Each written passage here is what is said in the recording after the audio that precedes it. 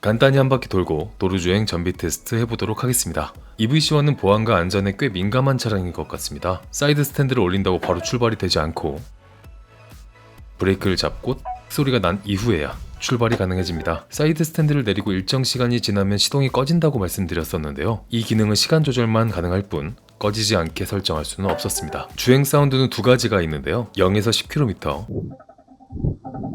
10에서 20km. 약간 다른 소리가 납니다. 20km가 넘어가면 소리가 나지 않습니다. 귀에 막 거슬리는 소리는 아니네요. 그리고 모터음이 생각보다 크게 들리는데 꼬로로로로로로 이렇게 들리는 건 기분 탓일까요? 스로틀을 처음 당기는 순간 내가 2닐 모터 차량을 타고 있나 생각이 들었습니다. 2닐 모터는 뒷바퀴에 직접 모터를 달아 동력을 전달하는 방식인데요. 부가적인 동력 부품이 없다 보니 상당히 가볍게 치고 나가면서 동력 손실 없이 부드러운 주행이 가능하다는 장점이 있지만 무게 배분 때문에 모터를 중앙에 두는 게 일반적이거든요. EV-C1은 모터를 중앙에 두고도 부드럽고 가볍게 치고 나가는데 무게 밸런스 또한 잘 잡힌 상당히 놀라운 주행감을 보여줬습니다. EV-C1은 전장이 짧은 편이라고 말씀을 드렸었는데요. 그 영향으로 생기는 장점도 있지만 다리 부분의 공간도 같이 줄어들면서 다리를 쭉 펴기에는 어려움이 있었습니다. 다리가 긴 분들은 배달통 위치를 처음에 잘 잡으셔야 할 것 같습니다. 이 부분을 다스테이션에서도 인지하고 있는지 다리를 쭉 펼 수 있도록 하는 추가 액세서리도 개발 중이라고 하네요. 또 신박한 기능이 깜빡이를 켜고 그 방향으로 회전을 하면 깜빡이가 자동으로 꺼지는데요. 기울기를 감지하는 자이로 센서가 있어 회전을 감지하고 꺼진다는 설명을 들었는데 힘껏 누워서 회전을 해도 안 꺼지는 경우가 있더라고요. 기울기와 핸들 회전을 함께 감지하는 것 같은데 핸들 쪽에 좀 더 민감하게 반응하지 않나 생각이 듭니다. 그리고 EV-C1의 극장점이 승차감이라고 생각을 하는데요. 쇼바가 물렁하다고 승차감이 좋은 게 아니거든요. 너무 꿀렁거리면 접지력에 문제가 생길 수 있고 몸의 피로도가 상당합니다. 그렇다고 너무 딱딱하면 신체의 충격이 그대로 전달되기에 몸살나기 딱 좋죠. 어느 정도 탄성을 가지면서 수축된 쇼바가 얼마나 빠르게 제자리로 돌아오느냐에 따라 접지력과 피로도에 영향을 주는데요. 고고로 플랫폼이 적용된 EV-C1의 쇼바는 지금껏 125cc급 스쿠터에서는 느끼지 못했던 상당한 승차감을 느꼈고 주행 안정성도 좋은 편이었습니다. 이 쇼바가 물건입니다. 급브레이크를 잡아도 차체 밸런스가 무너지지 않으면서 안정적인 제동이 가능했습니다. 배터리를 갈고 전비 테스트 해보죠.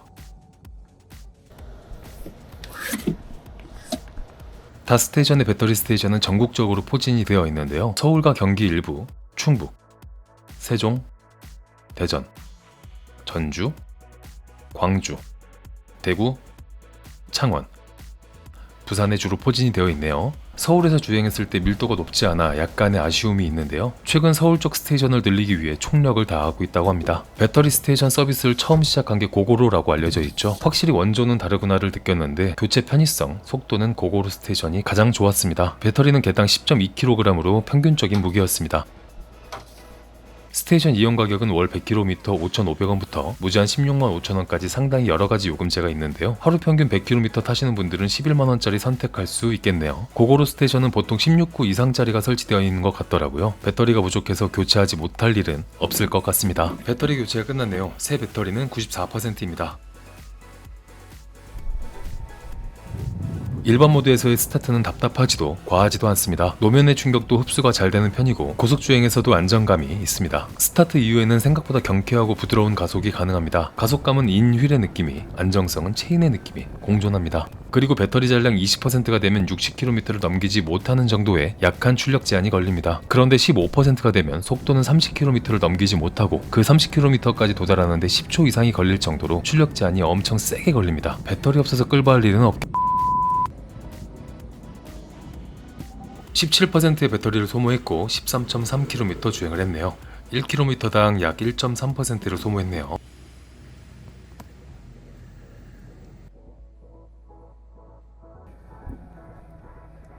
다음은 깃발 모드. 깃발 모드는 팍 치고 나가는 초반 스타트가 일반 모드와 완전히 다른 모습을 보여주는데요. 일반적인 도로에서는 굳이 쓸 이유를 찾지는 못했습니다. 그럼 오르막길에서는 차이가 나려나 궁금해지네요. 고속으로 주행해도 미세하게 더 높은 출력이 느껴지긴 하는데 차이가 난다고 표현하기엔 애매한 부분이 있습니다. 초반 토크 외에는 비슷한 정도의 수준입니다. 20%의 배터리가 소모되었고 13.3km 주행을 했습니다. 1km당 약 1.5%를 사용했는데 일반 모드랑 배터리 소모량의 차이는 꽤 나네요. 전기 스쿠터는 고속 주행에서 효율이 안 좋기 때문에 최악의 상황에서 이 정도 전비가 나온다고 봐주시면 좋겠습니다. 자, 이제 오르막 테스트 하러 가보죠. EV-C1의 오르막 테스트 결과가 궁금하신 분들은 구독과 알람 설정 해주시면 빠르게 보실 수 있습니다.